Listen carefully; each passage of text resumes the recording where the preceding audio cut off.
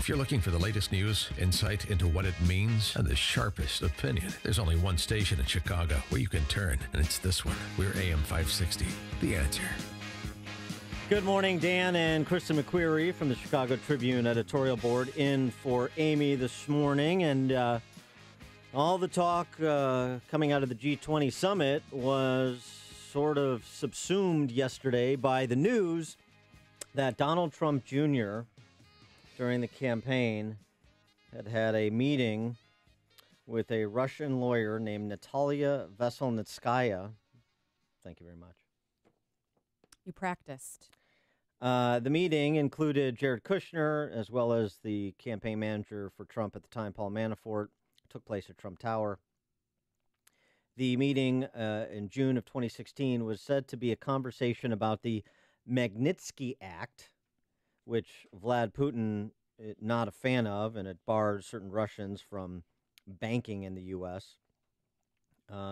Ms. Veselnitskaya was representing, among her clients, a company called Previzon Holdings, which had a civil asset forfeiture case against it before the U.S. Department of Justice. And also part of the discussion, apparently, was Putin retaliating against the U.S. for the Magnitsky Act by blocking U.S. adoptions of Russian children.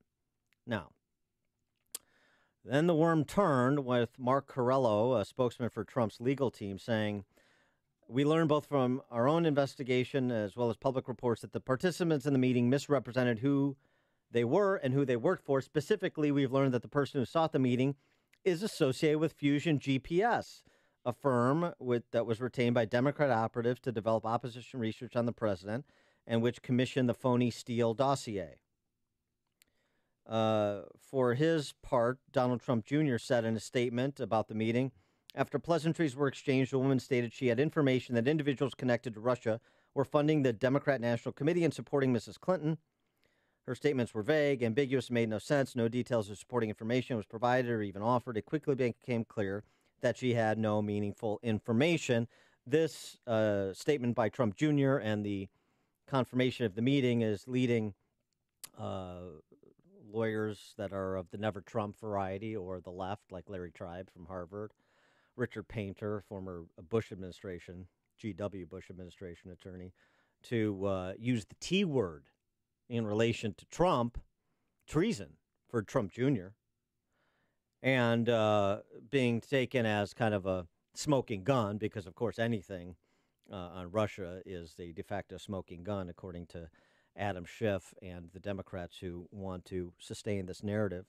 Here's Reince Priebus, White House Chief of Staff, talking about this issue, addressing it with Chris Wallace on Fox News Sunday yesterday, the meeting. It was a very short meeting. It was a meeting apparently about Russian adoption.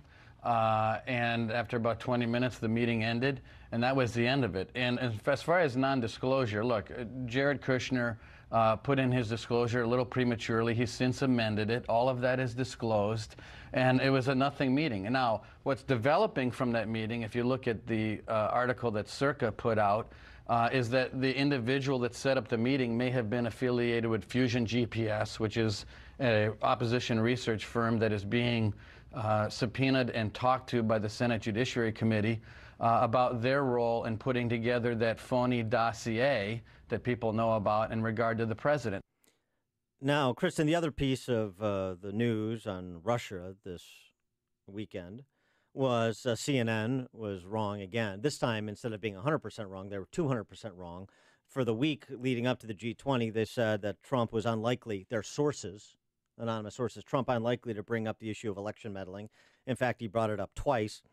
Reince Priebus described Trump's addressing the issue of election meddling with Putin. Russian Foreign Minister Lavrov says that after Putin denied meddling in the election, he, Trump, this is his quote, said that he accepts these assertions and that President Trump said, this is Lavrov quoting Trump, certain circles in the U.S. are still exaggerating, although they cannot prove this, the topic of Russia's interference with the U.S. election. Reince, is that true? Did the president say what Lavrov says he said? No, it's not true. The president absolutely did not believe the denial of President Putin. What the president did is he immediately came into the meeting, talked about Russian meddling in the U.S. election, went after that issue at least 2 separate times. This was not just a 5-minute piece of the conversation. This was an extensive portion of the meeting.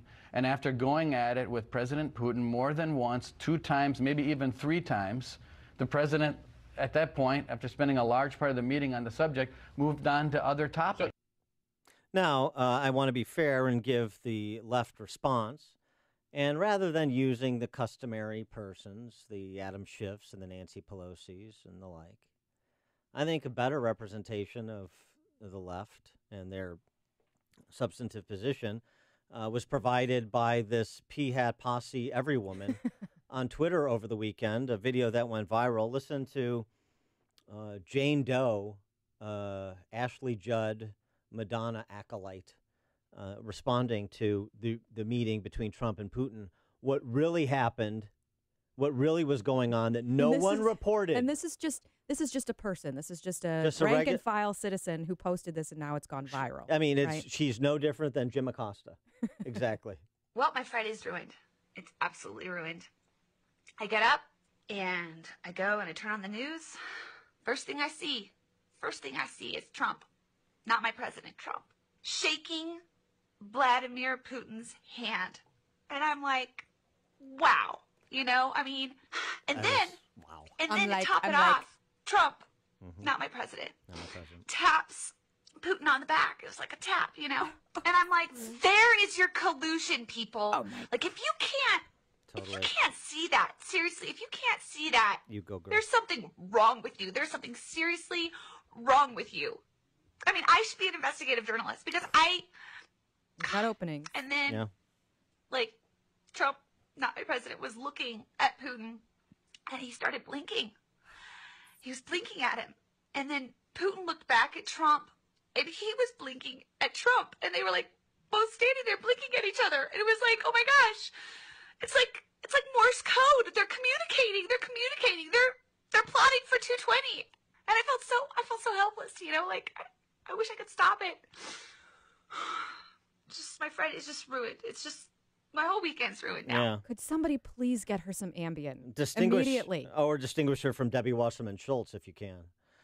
For more distillation of the subliminal communicating between Vlad Putin and Donald Trump at that meeting, we're pleased to be joined by our friend Noah Rothman, associate editor for Commentary Magazine.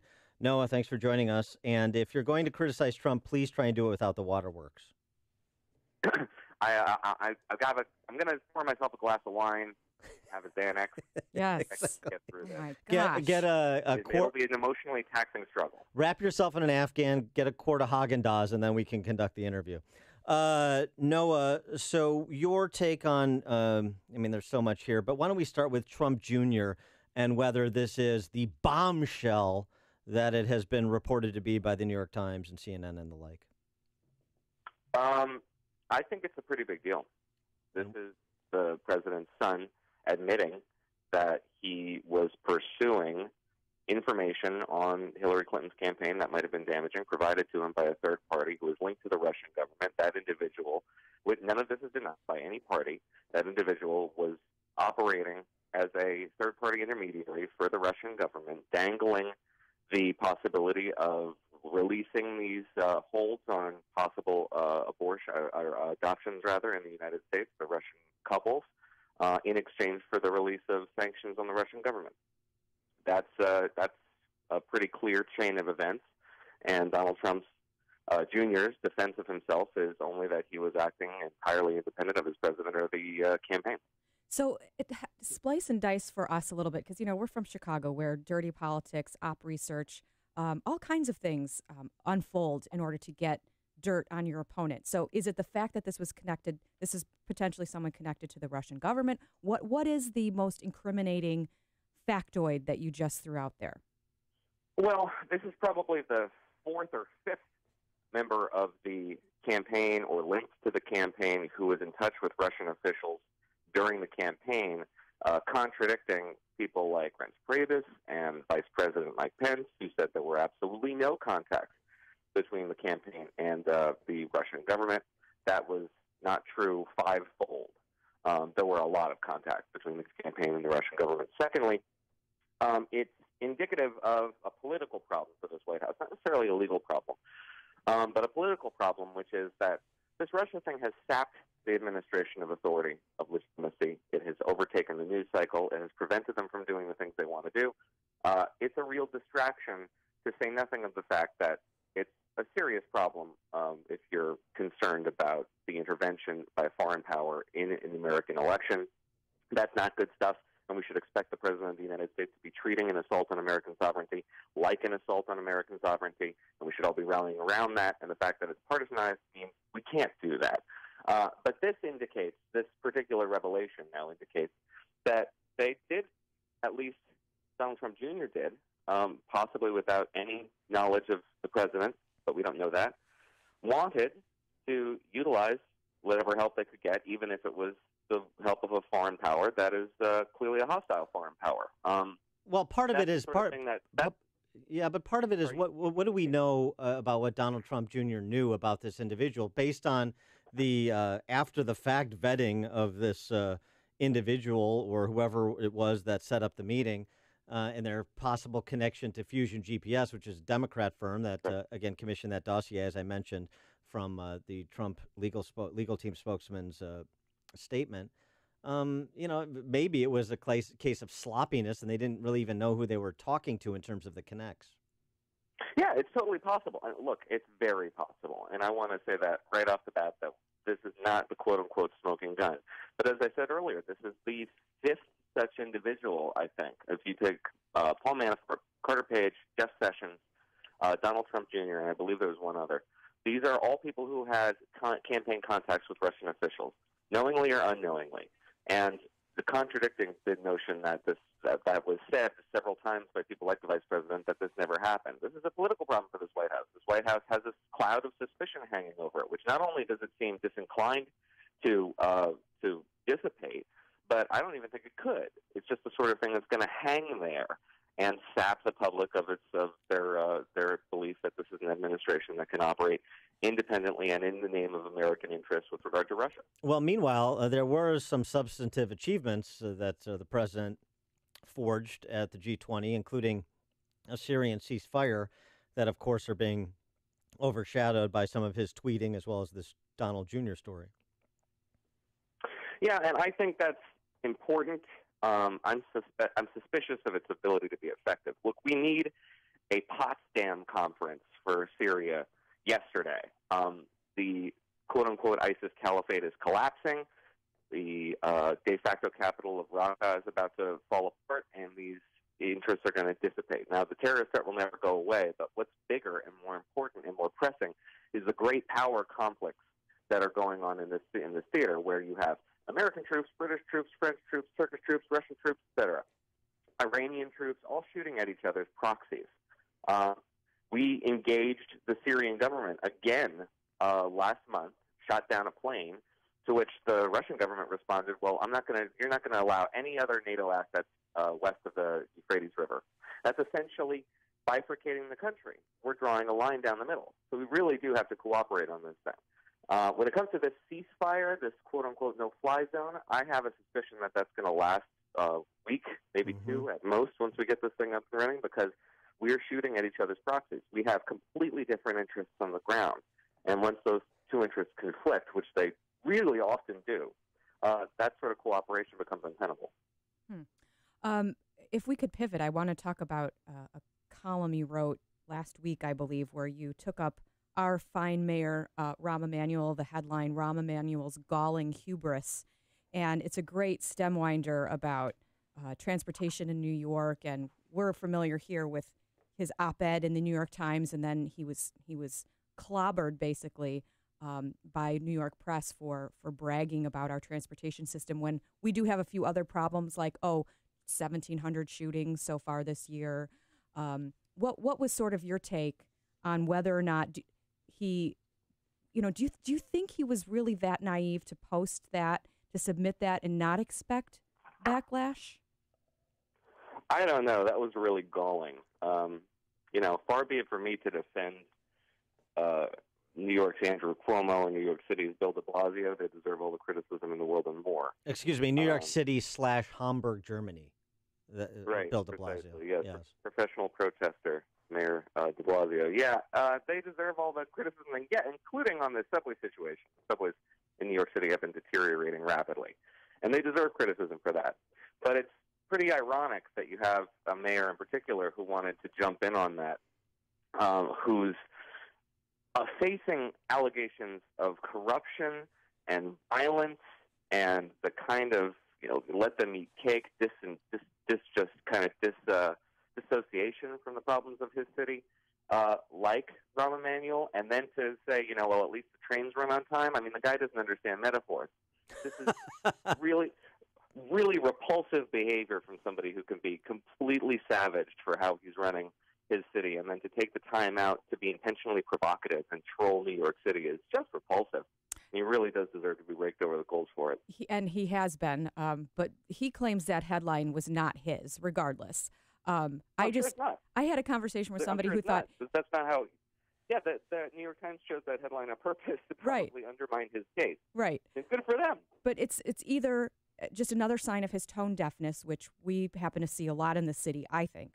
Or one of my colleagues was suggesting that, the media here, we're not writing about the trains, okay? We're writing about the violence. And this was the only way for him to maybe get a little bit of a pat on the back to get his voice out there. And so he was willing to take that calculus of getting this printed in order to get clobbered. But, I mean, honestly, I think, was it the Daily News that came back with a headline, at least our commuters don't get shot on the train? Yeah, that's something along those lines, also that the Laquan McDonald saga for which the city settled. I mean, that was a serious situation from 2014, 2015, when the city settled after the mayor was reelected, and now we have a alleged conspiracy. I mean, this is real confidence-sapping scandal. And if Bill de Blasio was engaged in something like that, I can't imagine he'd be, writing trolling op-eds to Chicago talking about how the police force at least functions. I mean, it would just be scandalously untoward behavior, to say nothing of, tone deaf. He is Noah Rothman, Associate Editor for Commentary Magazine, where you can check out his op-eds on both the G20 over the weekend as well as Tiny Dancer.